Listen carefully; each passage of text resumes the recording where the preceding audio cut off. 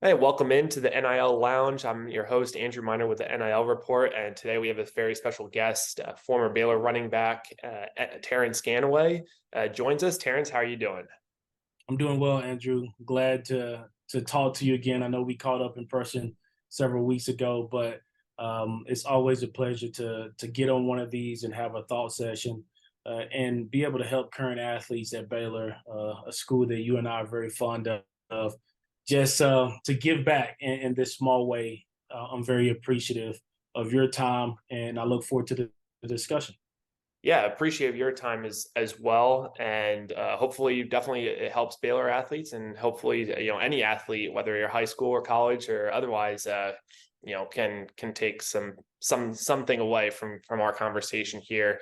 I know you have a lot of good pieces of advice based on your experience. But for those that don't know, Terrance Ganaway was a running back at Baylor from 2008 to 2011. He was All-American, All Big 12 by 2011. That was a really special Baylor team with Robert Griffin winning the Heisman that year. There was a lot of hype in Waco, and that was pretty big run. And then you went on, got drafted in the NFL draft in the sixth round by the Jets, and worked with the Jets and the Rams. There before retiring to pursue your master's degree and then go on to a career in sales, life after football. So we'll touch on all of that today, but maybe Terrance, start, what was that time like during your playing days? If you can kind of go back and, what do you look back fondly on with your time both at Baylor and that grind and just trying to figure out the NFL landscape as well? Yeah, man, it's tough, and I think team sports allow you to build relationships with people from all walks of life. Baylor University was fundamental to me getting a footing into my professional career just because of the network sports provided. Meeting Ashley Hodge and networking with my a good friend and close friend today, Matt Kaler, who I would have never met if it wasn't for their relationship through Baylor. And then, Darius Stone, Robert Griffin, several other leaders that I admire and still respect to this day. But football is football, man. I think the fun part is you're in the locker room with guys, 110, 115, however many guys, regardless of scholarship status, you're all trying to achieve one goal, and that is to win every week, go 1-0 each week of the season, and hopefully, at the end of the year, you look back and you're in a significant game. Not that any game is insignificant, but you're always pushing towards greatness, and that excels on the football field in the locker room. And definitely, there is a lot of competition in academics as well. And so you're in classes with these guys and was trying to figure out what you scored on a test or exam, making sure you're not cheating. And they're starting to use Turnitin.com and things like that. But it was just to be around athletes, man, and all have the same common goal. You're waking up early in the morning, you're lifting weights. I remember Coach Kaz telling us our day is almost over by the time general population is waking up. And that was so true. But you had people calling you, texting you the night before, hey, mentally check in, let's go, we got this, and dragging you out of bed sometimes to get you there. And at the end of the day, it's all because you love the game, you love the grind with your brothers, and you love to get better. And I think that's what football has taught me about life is it's not going to be easy, but if you wake up every day consistent grinding over time always leads to favorable results. And I think we had a really good time when I was at Baylor. Yeah, definitely. And there was some definitely significant moments, significant games that you mentioned there. This conversation is tailored to the current student athlete and what their takeaways can be with not only with the name, image, and likeness that they can capitalize on now, but also kind of they're in a new world where social media is way more prevalent than it probably was when we were at Baylor, for sure. Curious, what your thoughts are on and what advice you would give to athletes on how to handle their time spent on of various activities, as NIL and other things are another just item that's stacked on top of their plates, in addition to sports, class, workouts, etc. Yeah, it's a tough thing to juggle. When I had a decent season my senior year. I got drafted, had a lot of fun in my brief stint in the NFL. I was with New York Jets and St. Louis Rams when they were still in St. Louis, and it was fun.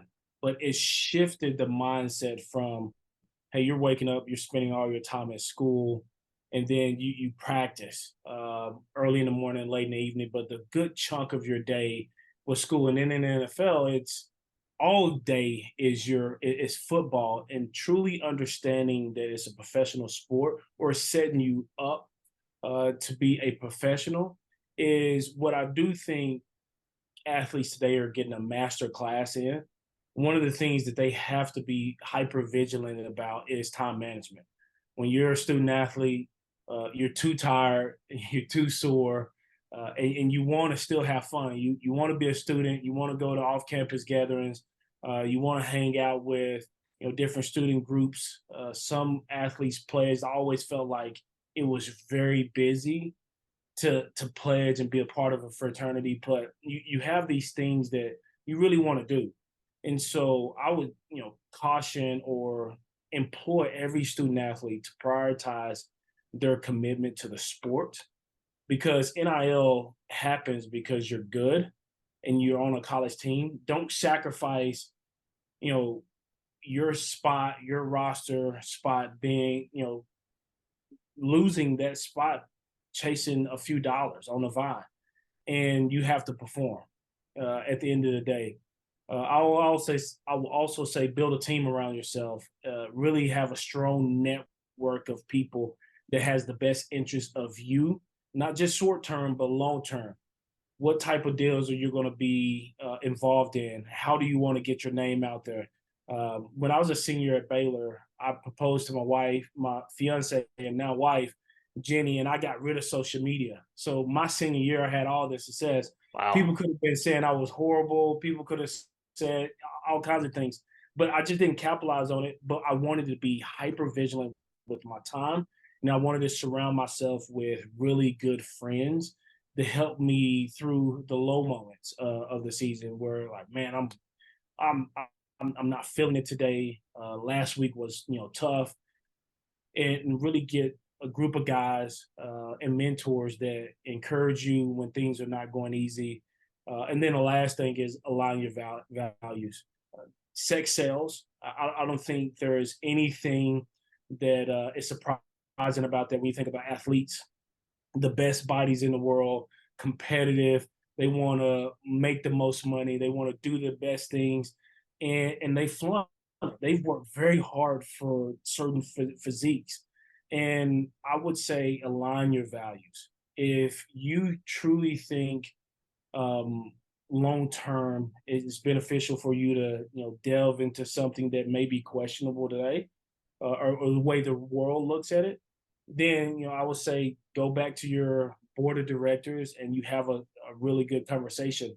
For me, how I will leverage my off the field activity is, how can I give back to the youth programs, not only at my high school and where I came from in DeKalb, Texas, but in Waco and the surrounding areas. How can I plug in and be a mentor? How can I give back and give athletes and student athletes scholarships, quote unquote scholarships, Mm. for different, books, rides, things to help them have the best career in high school, and really start building a legacy of helping others after me is where I would probably spend most of my time. And then definitely, I been in and around church my entire life.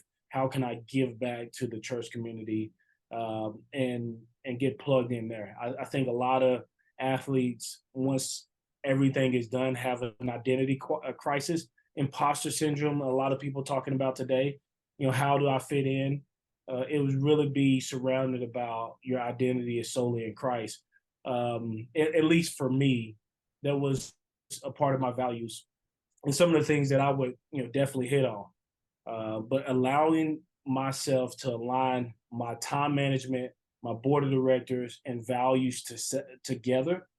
I think that will help you maximize your career earnings off the field, but also be able to be the best student athlete. What people don't understand, these NIL deals are multi-year sometimes, but the scholarship in college athletics is only year to year. So how do you keep that scholarship while still thinking about long-term success off the field with NIL activities? Right. That's really interesting. You touched on something. So during the 2011, your senior season, you were off social media the entire season. Yeah, I proposed to Jenny after the first game, and I deleted Facebook. I didn't have Twitter or anything like that. And I Wow. remember setting up my Twitter account maybe a couple of days before the bowl game, but I really wasn't on it then. I didn't even know what Twitter was at the time. But I really stayed focused on putting my head down and trying to be the best athlete on the field, which I think paid a lot of dividends. Now, with social media, I didn't have as many distractions as they are today. I think Vine was big.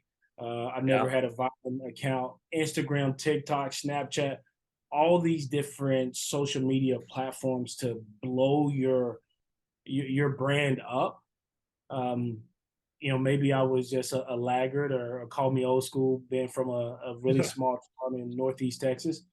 But I care about my brand 10 years from now just as much as I care about my brand today. Yeah. So if you were to go back, you would focus more on long-term strategies, networking, setting up people around you, really aligning your values with certain businesses or communities at Baylor to make sure that long-term you have something sustainable, for your life. Yeah, I don't think an athlete should be managing this themselves. If they do, more power to them, especially if they can continue to be successful. Um, you already see the transfer portal and how many people are successfully going back to a D1 school once they enter the portal. The job of a student athlete is to be the best athlete that you can be for the school or the organization that you're a part of. And I'm sure coaches don't say it because it's not really a sales tactic anymore, but they're trying to replace you every year. It is you have to be a great athlete. You have to Yeah. be intuitive. You have to show up. You have to want and have a burning desire to be great at the craft. And I think, we get kids skipping senior year in high school because there's money out there. And I do think there's going to be a trickle down effect with top athletes in high school. And we'll see where, we land with that. But the sole focus of a student athlete is to be an athlete and a student first, and have that board of directors appoint someone who can manage all these off the field relationships, and then trust them that they have your best interest at heart. And I think that's why it will be very wise for all student athletes to have a good set of people, 3 to 5 people. And it may be too much for athletes. At my age with 4 kids and a wife, I try to have more people giving me input and really discerning what's the best for me and my family.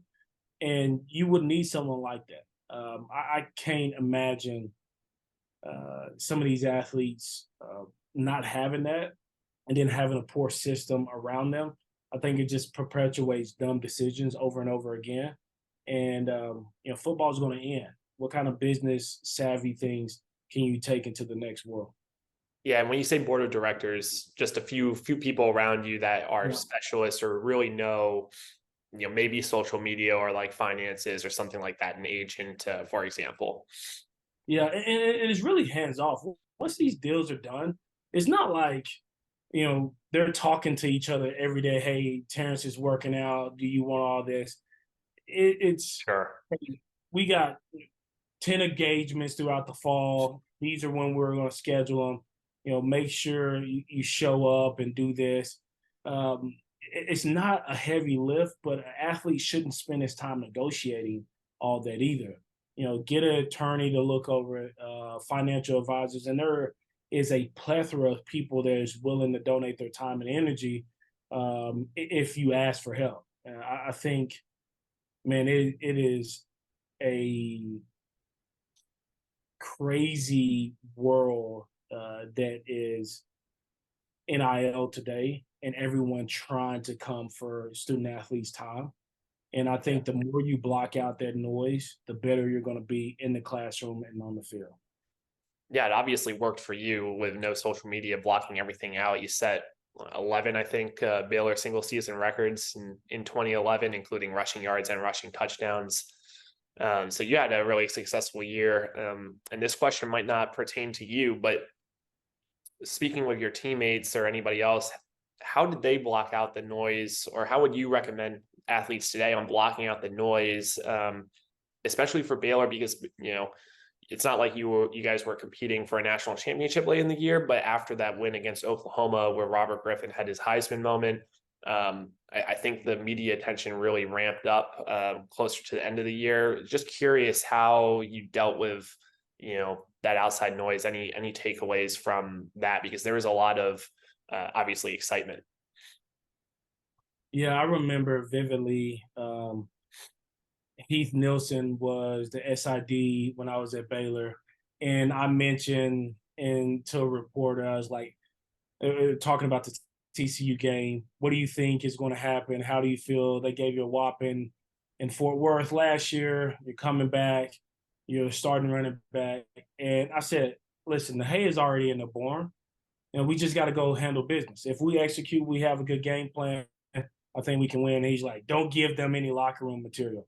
I think today we over sensationalize what athletes are saying on social media, what fans are saying, and mental health, how it's creeped in and changed the way college athletes perform and respond to different environments. It is a real thing.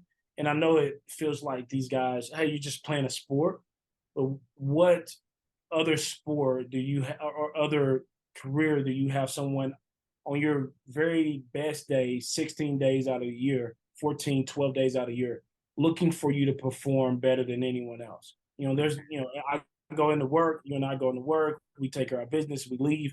We don't have 50,000 people, monitoring our workload or what we're doing, what we're not doing, what the coach is doing. And so what I would say is what helped us out a ton is Robert Griffin is um, for all the great things he did on the field, what I really admired about him is his ability to stay laser focused. And I remember we had a practice. He was at he went off to the Heisman ceremony and he came back, won the Heisman during the bowl game. And we had just lost to Illinois the year before in the Texas Bowl. We could have just goofed off we just won 9 games. We won the Heisman, all this stuff. We just goofed off. We could have goofed off like most teams do for bowl games.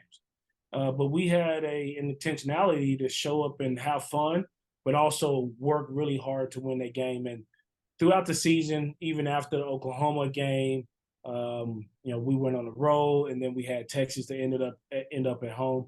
Robert and the leaders, the seniors on that group, Kendall, Wright, Philip Blake, and Elliot Coffey, always had a center.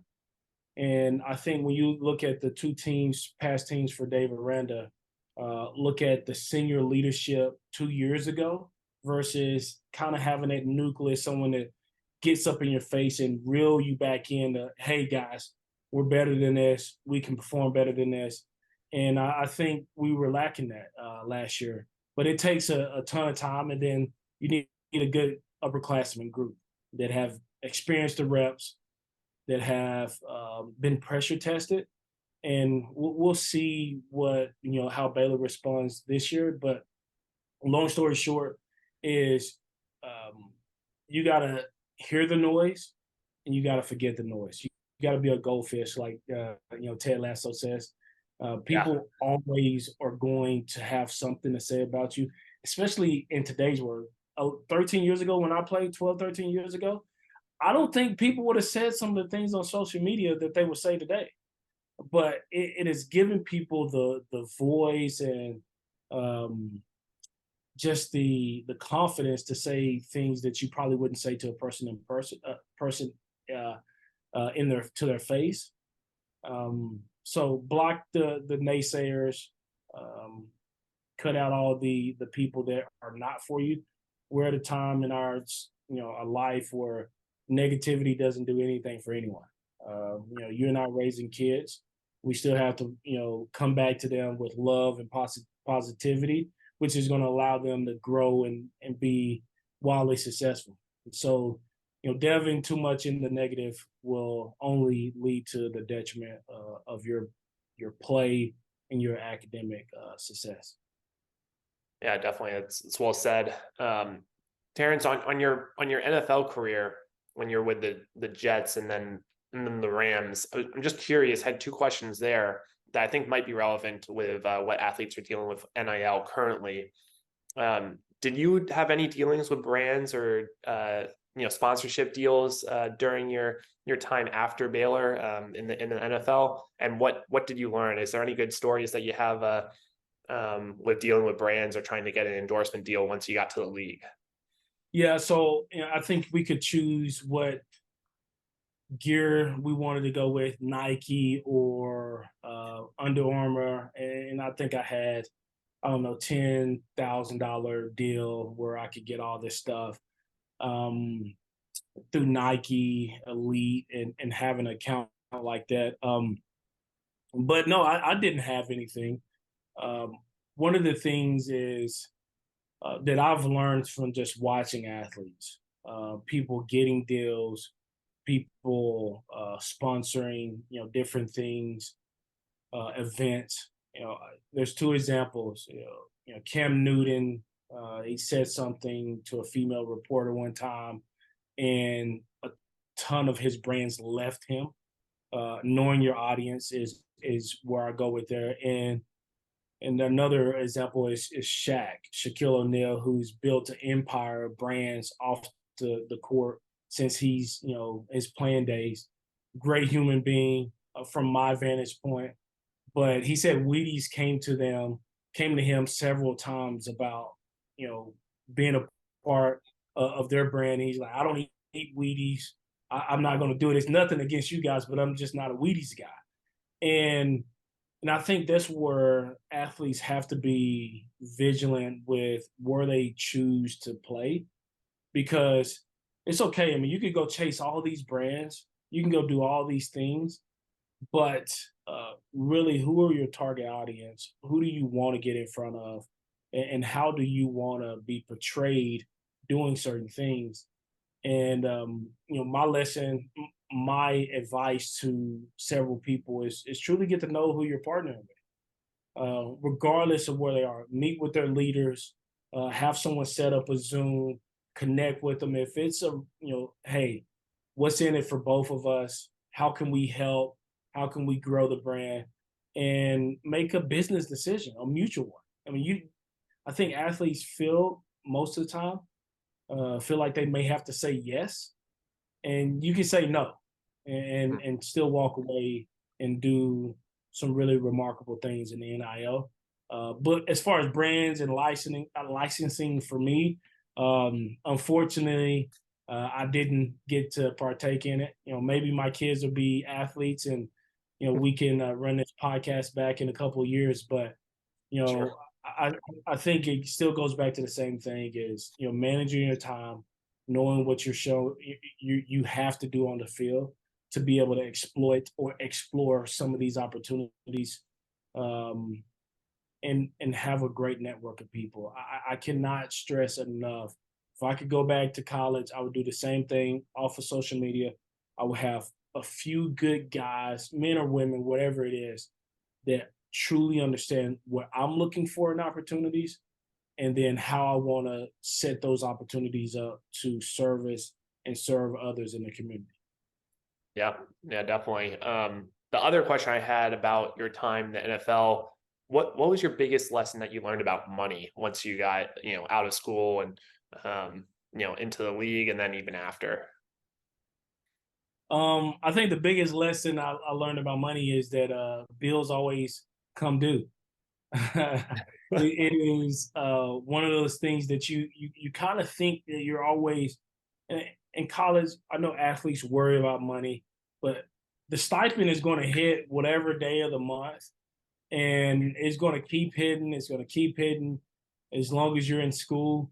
And when you get in the real world, and you have to separate water, electric, all your other utilities out from your rent. I mean, you fall behind on a payment that you don't even know you're supposed to have. So I wish there was a little bit more education around that, or life learning, and maybe that's something you do off the field and outside of school. But um, money, just as fast as it comes in, it goes out that much faster. Um, I I got married. I think we made $505,000 my first NFL, my year in NFL.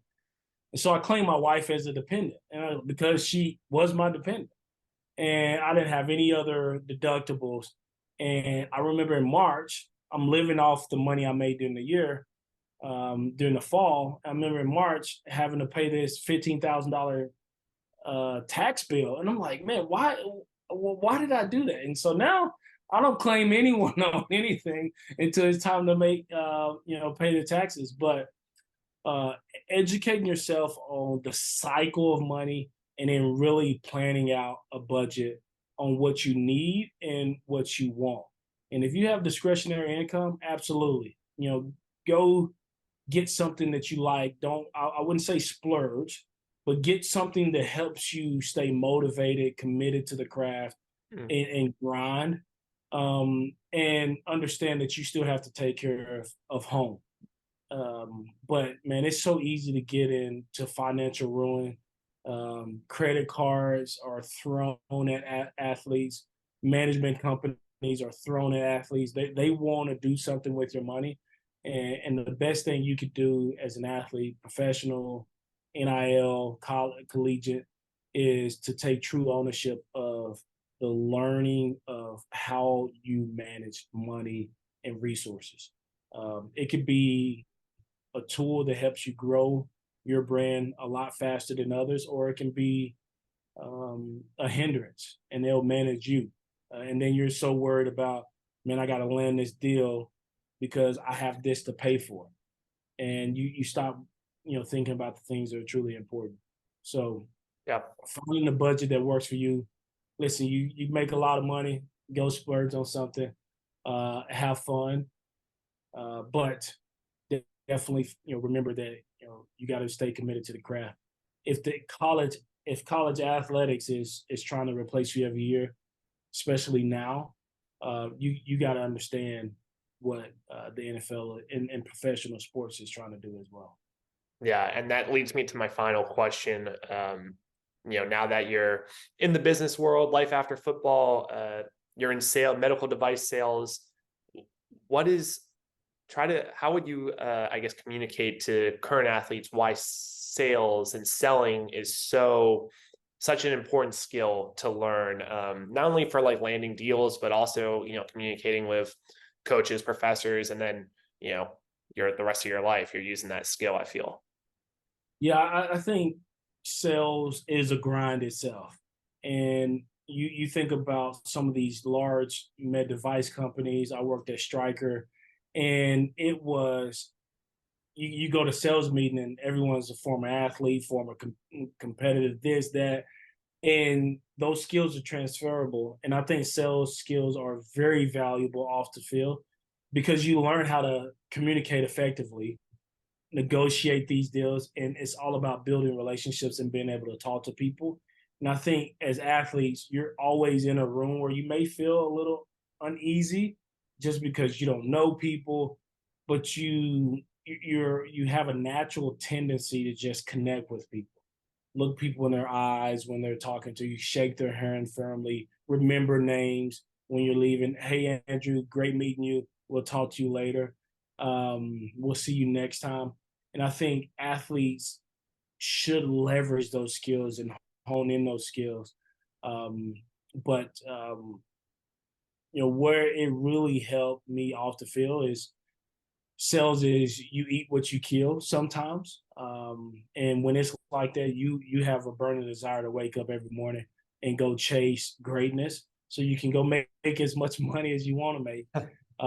Also, we'll give a shameless plug to Dr. Dixon. She has the professional selling program at Baylor University. I know she would love to connect with every student athlete if they wanted to go into sales. She has been a champion and a part of my board of directors. She's a great friend and a confidant and a mentor, and I respect her completely. One of the things that she will help athletes do is learn how to tell their story. And when you can craft and wove together a story, that's all it is bringing something to life for someone else. And Dr. Dixon, she's in the B school, but she is willing to meet any athlete. There's a couple. I think Bo Jen, defensive guy. Um, he's a part of the selling program. Definitely, I know she has other athletes in other sports, but um, shameless plug is to connect with them and truly learn how to expand on some of those skill sets that are natural for many athletes to just walk in the room and just captivate the room. And people already know, like, feel like they want to be with you. And then when you bring substance to the conversation, your brand just takes off. Yeah, I agree. And I echo everything you just said about Dr. Dixon and the professional selling program. Great program. And I was in it with myself, with many other athletes that went through that program to really set us up for success. So that's a great shout out. Terrance, thanks so much for joining the NIL Lounge with me and sharing some of your insights. Really appreciate it, sir. And that's our time. So thank you so much and And good luck. Andrew, thanks so much, man. Let's have a fun season this year, and let's get back on one of these after a football game or so. Absolutely. Hey, Sick and Bears. Look embarrassed. Take care. I appreciate it.